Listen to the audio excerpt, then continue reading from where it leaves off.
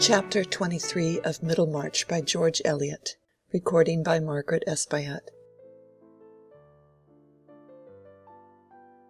"Your horses of the sun," he said, "and first-rate whip Apollo, whate'er they be, I'll eat my head, but I will beat them hollow." Fred Vincy, as we have seen, had a debt on his mind, and though no such immaterial burden could depress that buoyant-hearted young gentleman for many hours together, there were circumstances connected with his debt which made the thought of it unusually importunate. The creditor was Mr. Bainbridge, a horse-dealer of the neighbourhood, whose company was much sought in Middlemarch by young men understood to be addicted to pleasure. During the vacations, Fred had naturally required more amusements than he had ready money for, and Mr. Bainbridge had been accommodating enough not only to trust him for the hire of the horses and the accidental expense of ruining a fine hunter, but also to make a small advance by which he might be able to meet some losses at billiards. The total debt was £160. Bainbridge was in no alarm about his money, being sure that young Vincy had backers. But he had required something to show for it, and Fred had at first given him a bill with his own signature. 3 months later he had renewed this bill with the signature of Caleb Garth. On both occasions Fred had felt confident that he should meet the bill himself, having ample funds at his disposal in his own hopefulness. You will hardly demand that his confidence should have a basis in external facts. Such confidence, we know, is something less coarse and materialistic. It is a comfortable disposition leading us to expect that the wisdom of Providence or the folly of our friends, the mysteries of luck or the still greater mystery of our high individual value in the universe, will bring about agreeable issues, such as are consistent with our good taste in costume and our general preference for the best style of a thing. Fred felt sure that he should have a present from his uncle, that he should have a run of luck, that by dint of swapping he should gradually metamorphose a horse worth £40 into a horse that would fetch 100 at any moment, judgment being always equivalent to an unspecified sum in hard cash. And in any case, even supposing negations which only a morbid distrust could imagine, Fred had always, at that time, his father's pocket as a last resource, so that his assets of hopefulness had a sort of gorgeous superfluity about them. Of what might be the capacity of his father's pocket, Fred had only a vague notion. Was not trade elastic? And would not the deficiencies of one year be made up for by the surplus of another?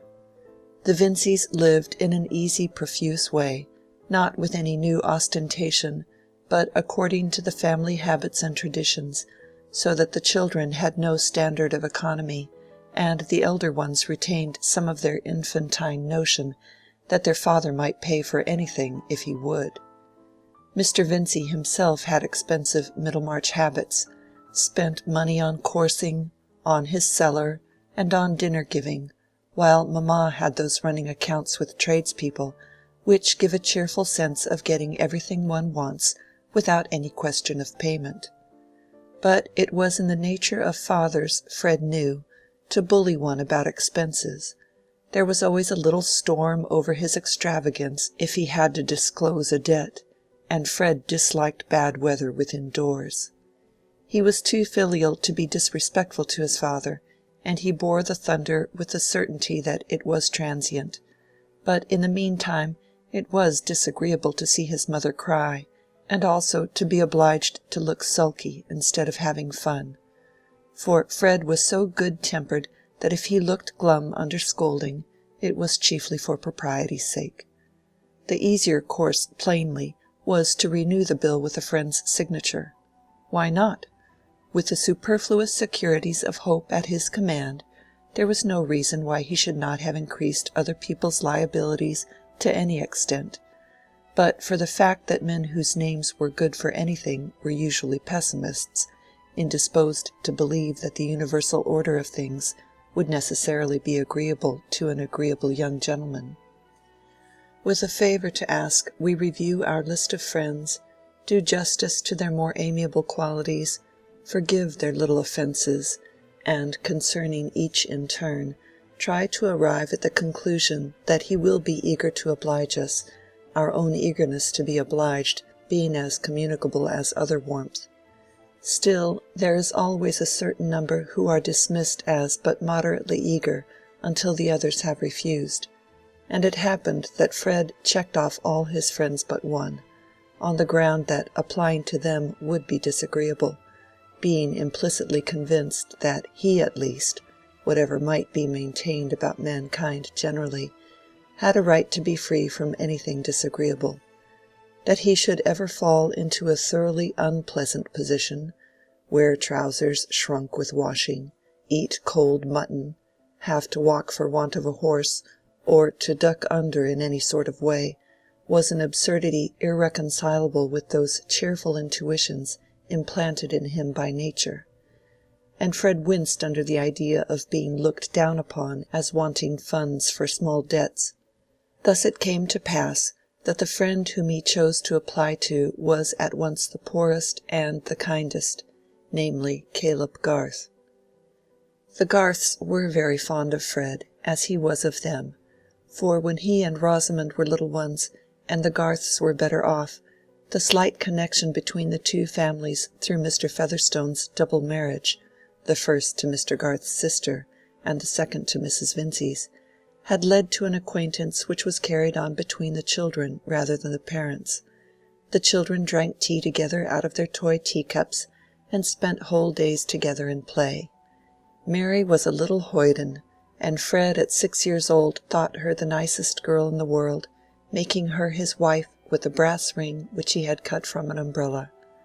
Through all the stages of his education he had kept his affection for the Garths, and his habit of going to their house as a second home, though any intercourse between them and the elders of his family had long ceased. Even when Caleb Garth was prosperous, the Vincys were on condescending terms with him and his wife, for there were nice distinctions of rank in Middlemarch, and though old manufacturers could not any more than dukes be connected with none but equals, they were conscious of an inherent social superiority which was defined with great nicety in practice, though hardly expressible theoretically. Since then Mr. Garth had failed in the building business, which he had unfortunately added to his other avocations of surveyor, valuer, and agent, had conducted that business for a time entirely for the benefit of his assignees, and had been living narrowly, exerting himself to the utmost that he might after all pay 20 shillings in the pound. He had now achieved this, and from all who did not think it a bad precedent, his honorable exertions had won him due esteem. But in no part of the world is genteel visiting founded on esteem, in the absence of suitable furniture and complete dinner service. Mrs. Vincy had never been at her ease with Mrs. Garth, and frequently spoke of her as a woman who had to work for her bread, meaning that Mrs. Garth had been a teacher before her marriage, in which case an intimacy with Lindley Murray and Mangnall's questions was something like a draper's discrimination of calico trademarks, or a courier's acquaintance with foreign countries. No woman who was better off needed that sort of thing. And since Mary had been keeping Mr. Featherstone's house, Mrs. Vincy's want of liking for the Garths had been converted into something more positive, by alarm lest Fred should engage himself to this plain girl, whose parents lived in such a small way. Fred, being aware of this, never spoke at home of his visits to Mrs. Garth, which had of late become more frequent, the increasing ardor of his affection for Mary inclining him the more towards those who belonged to her. Mr. Garth had a small office in town, and to this Fred went with his request. He obtained it without much difficulty, for a large amount of painful experience had not sufficed to make Caleb Garth cautious about his own affairs, or distrustful of his fellow men when they had not proved themselves untrustworthy. And he had the highest opinion of Fred, was sure the lad would turn out well, an open, affectionate fellow, with a good bottom to his character. You might trust him for anything. Such was Caleb's psychological argument. He was one of those rare men who are rigid to themselves and indulgent to others. He had a certain shame about his neighbor's errors, and never spoke of them willingly. Hence he was not likely to divert his mind from the best mode of hardening timber, and other ingenious devices, in order to preconceive those errors. If he had to blame anyone, it was necessary for him to move all the papers within his reach, or describe various diagrams with his stick, or make calculations with the odd money in his pocket, before he could begin, and he would rather do other men's work than find fault with their doing. I fear he was a bad disciplinarian. When Fred stated the circumstances of his debt, his wish to meet it without troubling his father, and the certainty that the money would be forthcoming so as to cause no one any inconvenience, Caleb pushed his spectacles upward, listened, looked into his favorite's clear young eyes, and believed him, not distinguishing confidence about the future from veracity about the past, but he felt that it was an occasion for a friendly hint as to conduct, and that before giving his signature he must give a rather strong admonition. Accordingly, he took the paper and lowered his spectacles, measured the space at his command, reached his pen and examined it, dipped it in the ink and examined it again, then pushed the paper a little away from him, lifted up his spectacles again, showed a deepened depression in the outer angle of his bushy eyebrows, which gave his face a peculiar mildness. Pardon these details for once, you would have learned to love them if you had known Caleb Garth, and said in a comfortable tone, "It was a misfortune, that breaking the horse's knees? And then these exchanges. They don't answer when you have cute jockeys to deal with. You'll be wiser another time, my boy." Whereupon Caleb drew down his spectacles and proceeded to write his signature with the care which he always gave to that performance, for whatever he did in the way of business he did well.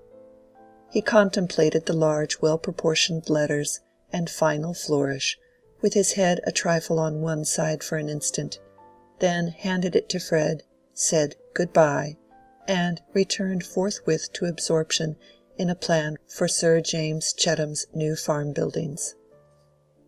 Either because his interest in this work thrust the incident of the signature from his memory, or for some reason of which Caleb was more conscious, Mrs. Garth remained ignorant of the affair. Since it occurred, a change had come over Fred's sky, which altered the view of the distance, and was the reason why his uncle Featherstone's present of money was of importance enough to make his color come and go, first with a too definite expectation, and afterwards with a proportionate disappointment. His failure in passing his examination had made his accumulation of college debts the more unpardonable by his father, and there had been an unprecedented storm at home. Mr. Vincy had sworn that if he had anything more of that sort to put up with, Fred should turn out and get his living how he could, and he had never quite recovered his good-humored tone to his son, who had especially enraged him by saying at this stage of things that he did not want to be a clergyman, and would rather not go on with that. Fred was conscious that he would have been yet more severely dealt with if his family as well as himself had not secretly regarded him as Mr. Featherstone's heir, that old gentleman's pride in him and apparent fondness for him serving in the stead of more exemplary conduct, just as when a youthful nobleman steals jewelry we call the act kleptomania, speak of it with a philosophical smile, and never think of his being sent to the house of correction as if he were a ragged boy who had stolen turnips. In fact, tacit expectations of what would be done for him by Uncle Featherstone determined the angle at which most people viewed Fred Vincy in Middlemarch, and in his own consciousness what Uncle Featherstone would do for him in an emergency, or what he would do simply as an incorporated luck, formed always an immeasurable depth of aerial perspective. But that present of bank notes, once made, was measurable, and being applied to the amount of the debt, showed a deficit which had still to be filled up either by Fred's judgment or by luck in some other shape. For that little episode of the alleged borrowing, in which he had made his father the agent in getting the Bulstrode certificate, was a new reason against going to his father for money towards meeting his actual debt. Fred was keen enough to foresee that anger would confuse distinctions, and that his denial of having borrowed expressly on the strength of his uncle's will would be taken as a falsehood. He had gone to his father and told him one vexatious affair, and he had left another untold. In such cases the complete revelation always produces the impression of a previous duplicity. Now Fred piqued himself on keeping clear of lies, and even fibs. He often shrugged his shoulders and made a significant grimace at what he called Rosamond's fibs. It is only brothers who can associate such ideas with a lovely girl. And rather than incur the accusation of falsehood, he would even incur some trouble and self-restraint. It was under strong inward pressure of this kind that Fred had taken the wise step of depositing the £80 with his mother. It was a pity that he had not at once given them to Mr. Garth, but he meant to make the sum complete with another 60, and with a view to this, he had kept £20 in his own pocket as a sort of seed corn, which, planted by judgment and watered by luck, might yield more than threefold, a very poor rate of multiplication when the field is a young gentleman's infinite soul, with all the numerals at command. Fred was not a gambler. He had not that specific disease in which the suspension of the whole nervous energy on a chance or risk becomes as necessary as the dram to the drunkard. He had only the tendency to that diffusive form of gambling which has no alcoholic intensity, but is carried on with the healthiest child-fed blood, keeping up a joyous imaginative activity which fashions events according to desire, and having no fears about its own weather, only sees the advantage there must be to others in going aboard with it.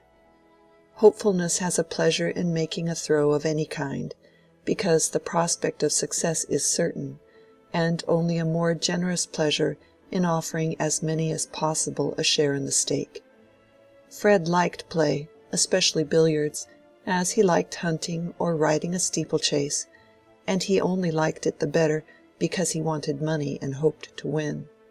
But the £20 worth of seed corn had been planted in vain in the seductive green plot, all of it at least which had not been dispersed by the roadside, and Fred found himself close upon the term of payment, with no money at command beyond the £80 which he had deposited with his mother. The broken-winded horse which he rode represented a present which had been made to him a long while ago by his uncle Featherstone. His father always allowed him to keep a horse, Mr. Vincy's own habits making him regard this as a reasonable demand even for a son who was rather exasperating. This horse, then, was Fred's property, and in his anxiety to meet the imminent bill, he determined to sacrifice a possession without which life would certainly be worth little. He made the resolution with a sense of heroism forced on him by the dread of breaking his word to Mr. Garth, by his love for Mary and awe of her opinion.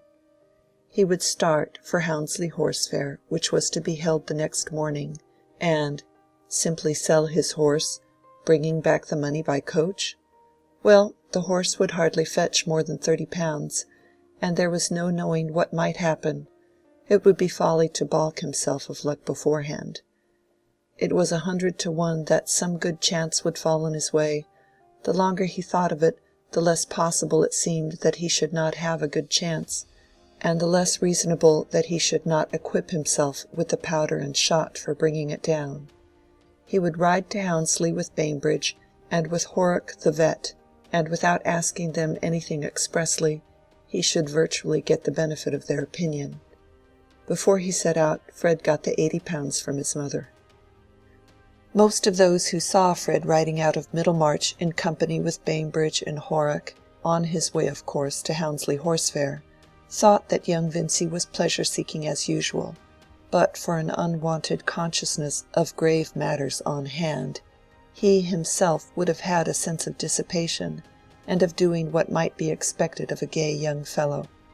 Considering that Fred was not at all coarse, that he rather looked down on the manners and speech of young men who had not been to the university, and that he had written stanzas as pastoral and unvoluptuous as his flute-playing, his attraction towards Bainbridge and Horrock was an interesting fact which even the love of horseflesh would not wholly account for, without that mysterious influence of naming which determinates so much of mortal choice.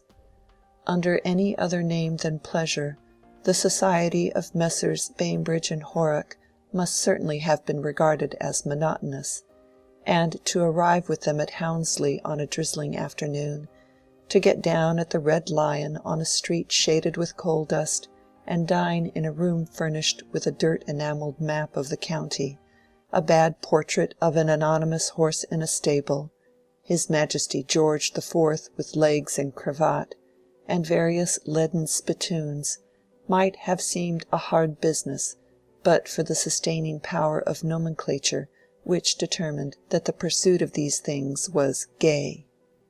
In Mr. Horrock there was certainly an apparent unfathomableness which offered to play to the imagination.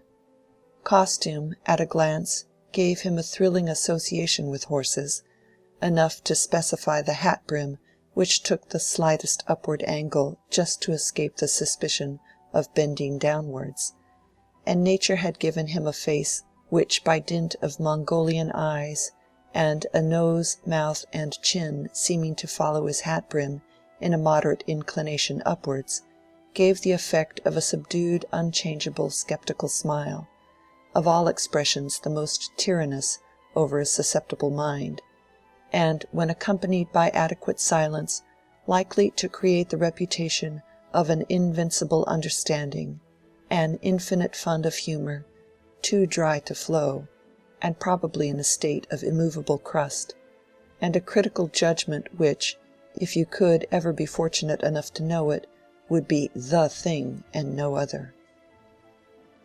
It is a physiognomy seen in all vocations, but perhaps it has never been more powerful over the youth of England than in a judge of horses. Mr. Horrock, at a question from Fred about his horse's fetlock, turned sideways in his saddle and watched the horse's action for the space of 3 minutes, then turned forward, twitched his own bridle, and remained silent with a profile neither more nor less skeptical than it had been. The part thus played in dialogue by Mr. Horrock was terribly effective. A mixture of passions was excited in Fred, a mad desire to thrash Horrock's opinion into utterance, restrained by anxiety to retain the advantage of his friendship. There was always the chance that Horrock might say something quite invaluable at the right moment. Mr. Bainbridge had more open manners, and appeared to give forth his ideas without economy. He was loud, robust, and was sometimes spoken of as being given to indulgence, chiefly in swearing, drinking, and beating his wife. Some people who had lost by him called him a vicious man, but he regarded horse-stealing as the finest of the arts, and might have argued plausibly that it had nothing to do with morality. He was undeniably a prosperous man, bore his drinking better than others bore their moderation, and, on the whole, flourished like the green bay-tree. But his range of conversation was limited, and like the fine old tune, Drops of Brandy, gave you after a while a sense of returning upon itself in a way that might make weak heads dizzy. But a slight infusion of Mr. Bainbridge was felt to give tone and character to several circles in Middlemarch, and he was a distinguished figure in the bar and billiard-room at the Green Dragon. He knew some anecdotes about the heroes of the turf, and various clever tricks of marquises and viscounts, which seemed to prove that blood asserted its preeminence even among blacklegs. but the minute retentiveness of his memory was chiefly shown about the horses he had himself bought and sold, the number of miles they would trot you in no time without turning a hair being, after the lapse of years, still a subject of passionate asseveration, in which he would assist the imagination of his hearers by solemnly swearing that they never saw anything like it. In short, Mr. Bainbridge was a man of pleasure and a gay companion. Fred was subtle, and did not tell his friends that he was going to Hounsley bent on selling his horse. He wished to get indirectly at their genuine opinion of its value, not being aware that a genuine opinion was the last thing likely to be extracted from such eminent critics. It was not Mr. Bainbridge's weakness to be a gratuitous flatterer. He had never before been so much struck with the fact that this unfortunate bay was a roarer to a degree which required the roundest word for perdition to give you any idea of it. "You made a bad hand at swapping when you went to anybody but me, Vincy. Why, you never threw your leg across a finer horse than that chestnut, and you gave him for this brute. If you set him cantering, he goes on like 20 sawyers. I never heard but one worse roarer in my life, and that was a roan. It belonged to Pegwell, the corn factor. He used to drive him in his gig 7 years ago, and he wanted me to take him, but I said, 'Thank you, Peg, I don't deal in wind instruments.' That's what I said. It went round of the country, that joke did. But what the hell? The horse was a penny trumpet to that roarer of yours." "Why, you said just now his was worse than mine," said Fred, more irritable than usual. "I said a lie then," said Mr. Bainbridge emphatically. "There wasn't a penny to choose between 'em." Fred spurred his horse, and they trotted on a little way. When they slackened again, Mr. Bainbridge said, "Not but what the roan was a better trotter than yours." "I'm quite satisfied with his paces, I know," said Fred, who required all the consciousness of being in gay company to support him. "I say his trot is an uncommonly clean one, eh, Horrock?" Mr. Horrock looked before him with as complete a neutrality as if he had been a portrait by a great master. Fred gave up the fallacious hope of getting a genuine opinion, but on reflection he saw that Bainbridge's depreciation and Horrock's silence were both virtually encouraging, and indicated that they thought better of the horse than they chose to say. That very evening, indeed before the fair had set in, Fred thought he saw a favorable opening for disposing advantageously of his horse, but an opening which made him congratulate himself on his foresight in bringing with him his £80. A young farmer, acquainted with Mr. Bainbridge, came into the Red Lion and entered into conversation about parting with the hunter, which he introduced at once as Diamond, implying that it was a public character. For himself he only wanted a useful hack, which would draw upon occasion, being about to marry and to give up hunting. The hunter was in a friend's stable at some little distance. There was still time for gentlemen to see it before dark. The friend's stable had to be reached through a back street where you might as easily have been poisoned without expensive drugs as in any grim street of that unsanitary period. Fred was not fortified against disgust by brandy, as his companions were, but the hope of having at last seen the horse that would enable him to make money was exhilarating enough to lead him over the same ground again the first thing in the morning. He felt sure that if he did not come to a bargain with the farmer, Bainbridge would, for the stress of circumstances, Fred felt, was sharpening his acuteness and endowing him with all the constructive power of suspicion. Bainbridge had run down Diamond in a way that he never would have done, the horse being a friend's, if he had not thought of buying it. Every one who looked at the animal, even Horrock, was evidently impressed with its merit. To get all the advantage of being with men of this sort, you must know how to draw your inferences, and not be a spoon who takes things literally. The color of the horse was a dappled gray, and Fred happened to know that Lord Medlicote's man was on the lookout for just such a horse. After all his running down, Bainbridge let it out in the course of the evening, when the farmer was absent, that he had seen worse horses go for £80. Of course he contradicted himself 20 times over, but when you know what is likely to be true you can test a man's admissions. And Fred could not but reckon his own judgment of a horse as worth something. The farmer had paused over Fred's respectable though broken-winded steed long enough to show that he thought it worth consideration, and it seemed probable that he would take it with £25 in addition, as the equivalent of diamond. In that case, Fred, when he had parted with his new horse for at least £80, would be £55 in the pocket by the transaction, and would have £135 towards meeting the bill, so that the deficit temporarily thrown on Mr. Garth would at the utmost be £25.